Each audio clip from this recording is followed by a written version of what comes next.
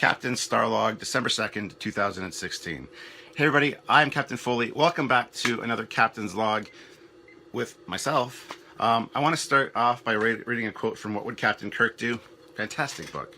I meant to read this quote on my last Captain's Log, but I completely forgot. All work and no play can make any captain a dull boy. Always take time for extracurricular activities. A relaxing game of billiards will help alleviate stress when the pressures of command weigh heavy upon your breast. A little bit of fun can often go a very long way. And that's absolutely true. And I like to think that we do have fun here on the Captain's Logs and in just on our show in general. Sandy and myself have that good rapport, that back and forth. I think there's a good chemistry there. There's some fun times that we have. There's always humor written into the scripts, and I hope you guys really appreciate that. So that's what I wanted to start off with. I just wanted to let you know that I'm not a dull boy. If I'm a dull boy, please let me know. Please tell me. I will definitely endeavor to fix that. I don't want to be a dull boy for you guys. I want to be inspiring and somebody that you can have fun watching or at least listening to. But Discovery news. Of course, there was some Discovery news casting-wise this past week. Sammy and myself have covered it in a quick video earlier in the week, but we've known Michelle Yeoh has been cast for quite some time.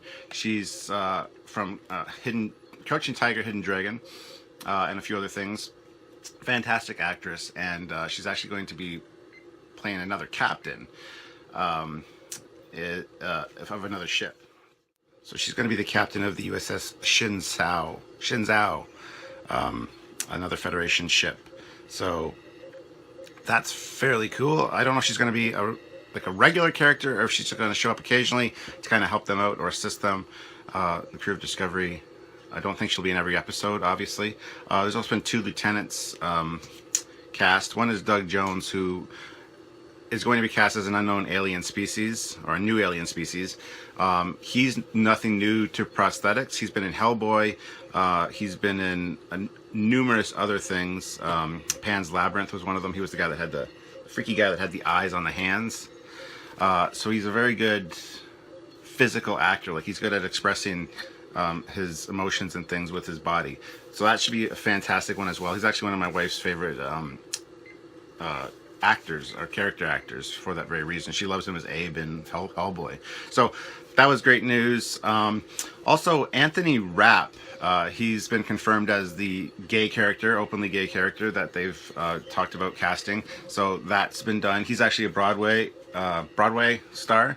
He's been performing in Rent, and his job title on the show is astromycologist, which is a fancy way to say that he's an expert on space mushrooms. I don't know if those are the hallucinogenic kind that you eat or whatever, but Samuel and myself kind of talked about this. What does that mean exactly? That they've got somebody so specialized. He's not just a science officer. It's not clear whether he's a main character either. He could be the Billy of the TOS team. You know, Billy Blackburn, who's in like every scene pretty much in TOS. Should have been a regular crew member, but was never named. He could also be like the Lieutenant Kyle, or there's a few other ones from TOS that kind of show up in like 4 or 5 episodes. Kyle actually made it to Star Trek 2. He served on the Reliant, so I don't know if he's a main character or a background player. This Anthony Rapp, I would assume one of the main cast. That's just my assumption, but to have somebody so specialized that they specialize in fungus, that's a very interesting take on things. So it kind of makes me feel like the job of Discovery is to go out and do discovery. It looks like they have like very specialized science teams that go down to planets and study not just botany, but like specific fields. So maybe they're scouting for new colonizable worlds, something like that. I think that might be the way they're going with that kind of casting news. But yeah, so I'm pretty happy with what we've seen so far. I'm not, I don't really know a lot of these guys too much of their work, besides Doug Jones and Michelle Yeoh. Kind of, I know a few things, but it should be interesting to see how the casting goes from here. I can't wait to see who they put in the more important, prominent roles. Speaking of which, I have my I kind of mulled it over for like morning and kind of came up with a few actors that I would like to see in Star Trek in Discovery. That would be great. Some of them are bigger names, but I want to get your guys' take on that, your thoughts on what you think you'd like to see in the comments below. Please let me know. Let me know what you think about my choices. After I go through them, I'm going to go through them kind of quick. I might read some comments and things from the last Captain's Log because it was pretty great. I've got this Christmas tree here, and if you didn't see the last Captain's Log, you might be saying, well, you know, I want to see more of the tree. I want to see close-ups. Well, the last Captain's Log was all about this tree and all about the ornaments on it. I went through it all. So check out the last Captain's Log if you missed it and you want to find out more about the ornaments on this tree and whatnot. So it's been a pretty busy time of year. It's December 2nd already, so Christmas is coming up in like 23 days. Holy crow. So if you don't have your Christmas shopping done, please do it. But anyway, let's get on to the topic at hand. I would love to see Sean Connery in Discovery. Maybe not necessarily a main character. I mean, I love Sean Connery. I think he's a great actor. He hasn't really acted since League of Extraordinary Gentlemen, which is a shame. As much as that movie bombed, I rather enjoyed it. I mean, it wasn't the best movie ever made, but I enjoyed the premise of it, and the special effects were cool. So I think he got an unfair rap for that kind of thing. So the whole movie did, I think. But so yeah, Sean Connery, even as just an admiral, somebody that shows up once or twice, perhaps, just to give them information. I think an admiral would fit his age and whatever perfectly. So I would love to see that kind of a cameo from him. Keanu Reeves, surprisingly enough, I think would make a good character for Star Trek. He's got the action element down. He does have some... He still looks young. So, you know, a lot of the actors I've chosen, I'm probably looking at them through like a 30-year-old filter. Like way back in the 80s, mid-80s, when they were like in their prime doing things. I would love to see them in their prime doing Star Trek. But Keanu Reeves, I think, has aged very well, and I think he's done enough acting to kind of show his acting chops, as it were, his, you know, what he's capable of doing. Can do some more dramatic, serious roles as well. It's not just all, whoa, dude, Rufus, you know. Next up, and I've said this before, I love Jason Statham. I think he would make one kick-ass starship captain.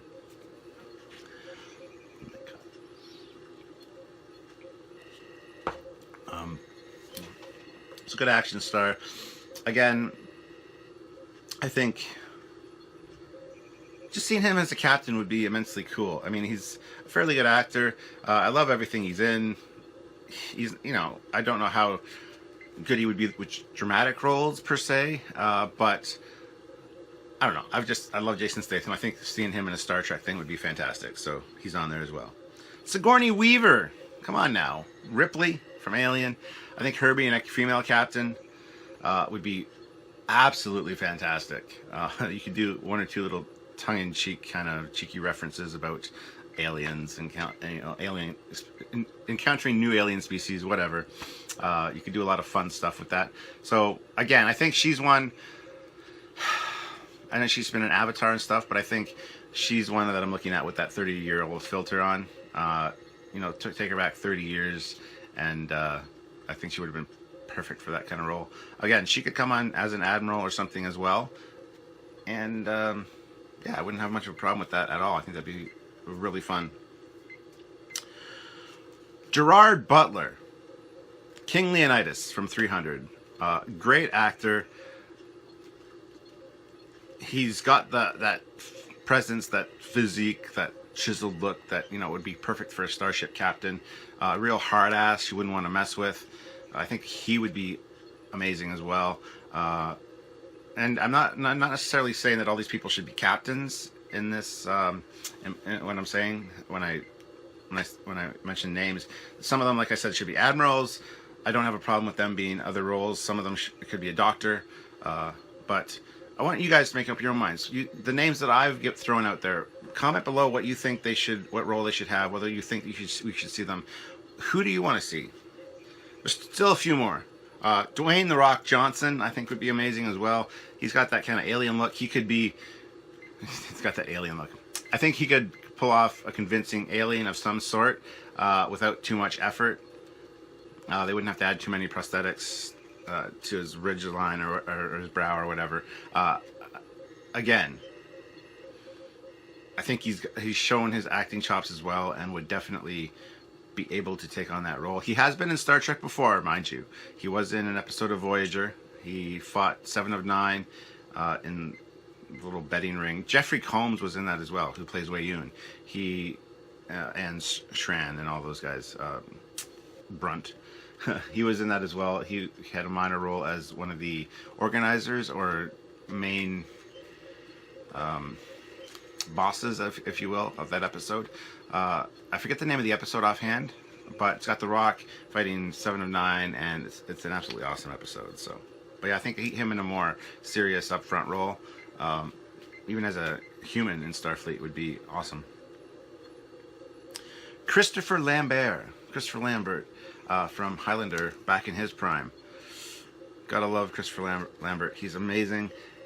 I keep saying that about everybody. They're amazing. They'd be great in this role. They'd be great in Star Trek, blah, blah, blah. So, yeah, I'm just going to go through the rest of my list. And Hugh Jackman. Hugh Jackman is somebody I could take seriously as a captain. Dennis Quaid. Now, we're talking young Dennis Quaid. Again, 30 years ago. Enemy Mine, you know, where he started with Lou Gossett Jr. Good-looking guy. Somebody you can really take seriously. But he's got a fun-loving side as well. So, Elizabeth Hurley, somebody that haven't seen a lot of really in major movies lately. She's one of her favorite roles. One of her roles that was my favorite was from the movie Bedazzled. Again, it might be a 30-year-old filter on that, but she's a sexy woman, and she commands a lot of authority in that role as the devil. She plays the devil in that one, and I think now she's starring in one on the British monarchy. I can't remember what it's called. It's not Royals. It's I think it might be Royals. Anyway, again, love to see her. Amy Adams. I don't think she makes a very convincing Lois Lane. She's not, I don't think, strong enough to be Lois Lane. But seeing, you know, her being a doctor or scientist would be very intriguing. I find Amy Adams very attractive, so I think adding her to the lineup would be amazing. I say amazing a lot, don't I? I think that would be fun. So yeah, I could see her doing not necessarily captain's role. I don't think that would really suit her too well. But one of the supporting roles, I think I'd like to see her in. Yeah. The next guy is Taron Egerton. You're probably wondering who's that. Well, ever seen the movie The Kingsman? He plays Eggy. He's the main character, essentially, besides Colin Firth. Again, young guy, great actor, a lot of potential. I think throwing him in one of these roles would definitely elevate his career. Doesn't really need to be elevated. He's been in quite a few things. But, yeah, I really liked him in Kingsman, Her Majesty's Secret Service. I think that's the name of it. And so I think, again, getting some of these younger people, I'm not trying to go with all people from the 80s that I know, because there are a lot of them. And again, I'm going to be watching this back, editing it together, going, why didn't I say so-and-so? Why didn't I say so-and-so? So occasionally, if just randomly somebody shows up, just a picture of them, it's because I just thought, well, I should add them in because I didn't mention them. But hopefully I'm mentioning everybody. So we'll see. And lastly on my list is Jeff Goldblum. It doesn't have to be the 30-year-old filter. I think he's a great actor. So, yeah. That's my list. Gina Davis, even. Sorry, Jeff Goldblum just reminded me of The Fly. Gina Davis back in the day. Yeah. So, what do you guys think of my list? Anybody you would, what roles would you put them in? Do you approve of my list? Am I an idiot? What's your list? Who would you like to see? What's your dream team? What's your dream crew? So put that in the comments below. And yeah, hopefully this kind of entertains you for a little bit in your day. I'm just going to go through and read some of the comments from the last Captain's Log. Very cool. I've had the Hallmark Enterprise D. This is from Jasis. Enterprise D and Bird of Prey since I was a kid. I looked into getting some of the others, specifically the Defiant, but the asking prices are pretty ridiculous. They are. That's why you got to buy them when they first come out. They're still pricey when they first come out, but that being said, they're not marked up like they are on eBay, where they're like 80, 100 bucks. These ones are like $30 to $35 each when they come out, so you're best to snag them when they first come out. Now, interesting little fact about the Klingon Bird of Prey, which is here. And we talked about this in our Bird of Prey Legends episode. They actually use these Hallmark ornaments in Deep Space Nine and stuff for props that they blew up, because they're so detailed. They look great on screen, and they didn't need to do anything to them except blow them up. And they were small enough that they could do that easily. So it's just an interesting little side note. This one is from Wayne Lynch. The thing I love about your videos is that you get fully lost in escapism. You overthink every nuance in all the ships you review, and that shows how invested you are in the genre. Carry the fuck on. Big fan from Essex in the UK. Well, thank you. A lot of people would say that's a bad thing that we get like that, and oh, you take it too seriously, it's just a show. I want to point out, we're well aware it's just a show, and we do just enjoy it for the viewing pleasure of it. But when you're as invested as we are, you do eventually start to, when you've watched it a few times, you do start to break things down and go, well, that doesn't make sense, that doesn't make sense. And you really love, the franchise, you love the universe, you love where these people reside. So you want to have it make sense and be more real. So we do get that it's a show, and a lot of people, that's one of the critical things I've heard a few times is, oh, you guys take things too seriously, it's just a show, you know, relax. Okay, we get that, but that wouldn't be very interesting for you guys to watch. Well, Samuel, this is just a show, so the ship, it like has air in it because people can breathe, and like it flies and things. Thanks, guys, for tuning in to Trekyards. Hope you enjoyed this show, and we'll see you next time. No. We wouldn't have a show if we didn't go in depth and do the nitty gritty and talk about the minutia, which we actually probably create in our heads because it's, you know, we overthink it, but that's fine. Brent Clouda, your Megatron gun mode ornament is easily the nicest one I've seen, Captain. I wish I could subscribe twice just for that alone. Where did I get it? Where did I get it? Thanks for this, Captain. Merry Christmas to you and yours. Live long and prosper. Cheers.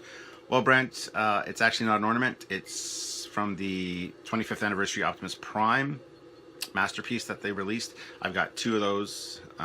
So it's just Megatron in gun mode that can fit in Optimus's hand, because Optimus does wield Megatron occasionally. So it's not actually a Christmas tree ornament. Some of these aren't. Some of them are just keychains or whatever that I've thrown on. So that's just one of the ones that I just had lying around and thought, well, I'll just throw that on to add to the tree. So PG Mayer says, always a great background in these videos.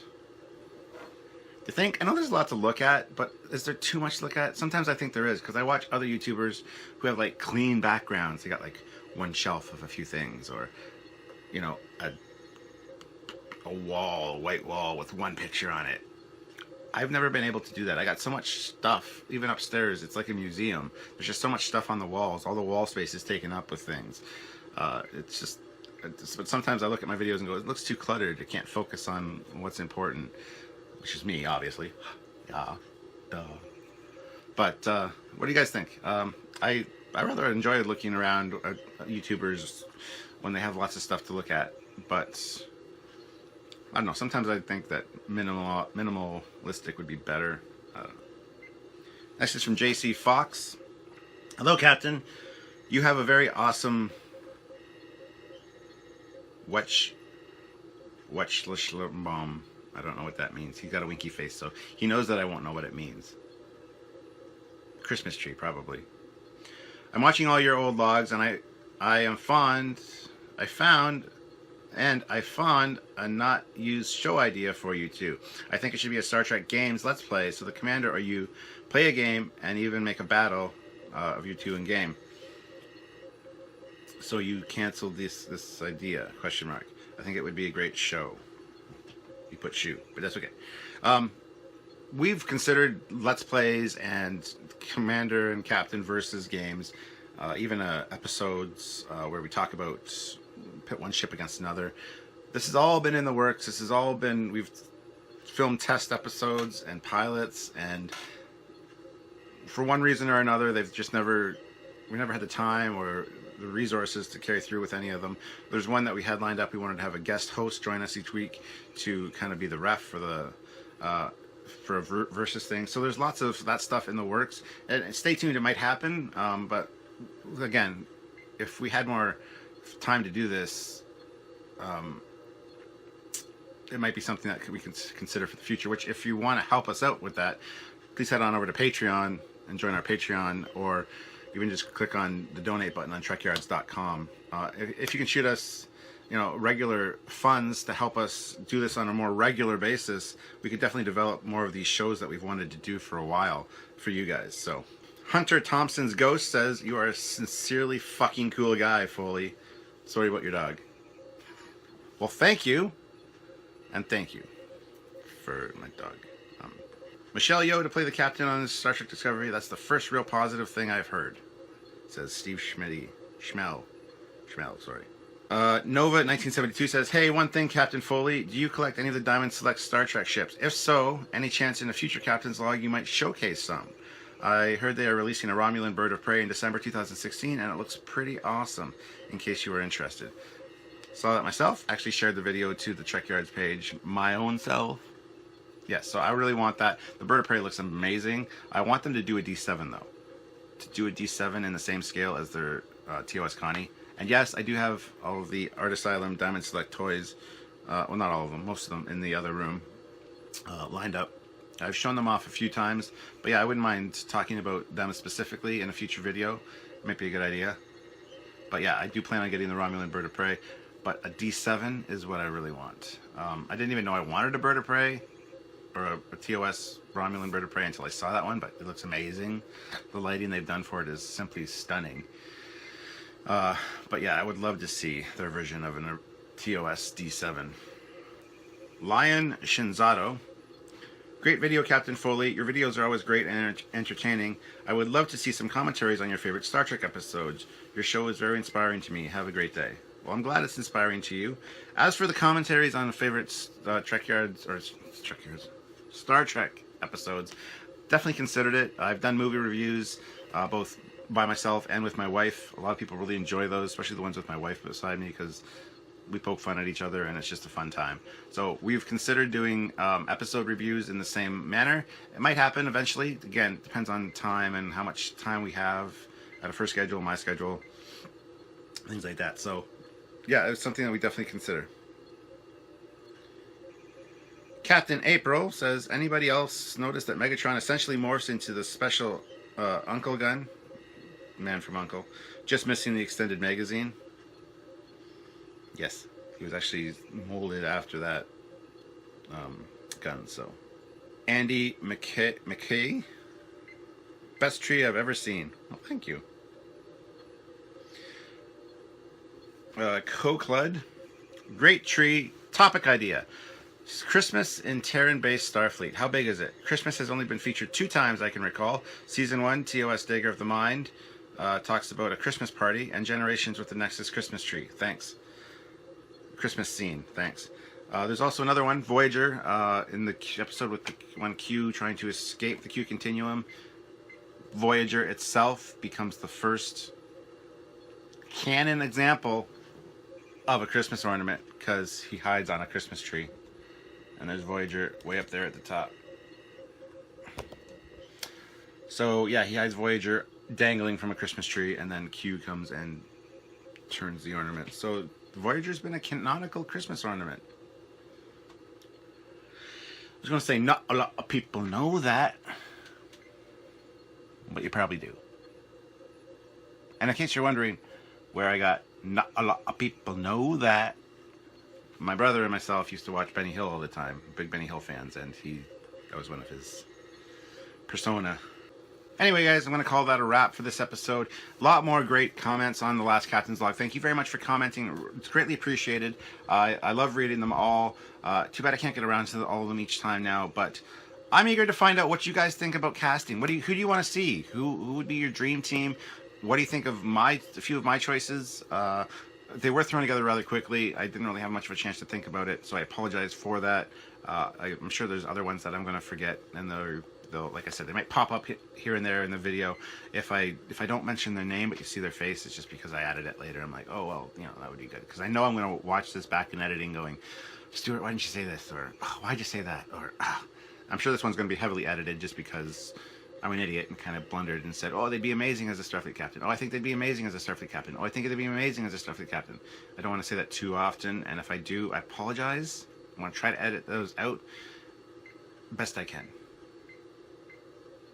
But anyway, guys, that's it for this episode. Like I said, comment below. I want to hear who you guys want to see, and I want topics. Give me topics of discussion for future Captain's Logs. Anything you can mention that would you like to hear me talk about, I would love to do that for you. So kindly put those below. I do read each one. It doesn't mean that I can read them all on air, unfortunately, anymore. It used to be the case, but not so much anymore. So anyway, that's it for me, Captain Foley. I'm looking forward to seeing you all next time. And hopefully there'll be more Discovery news, more casting news, perhaps. So until then, guys, I'm Captain Foley, signing off. Bye, everybody. Have a great week. Until I see you next time.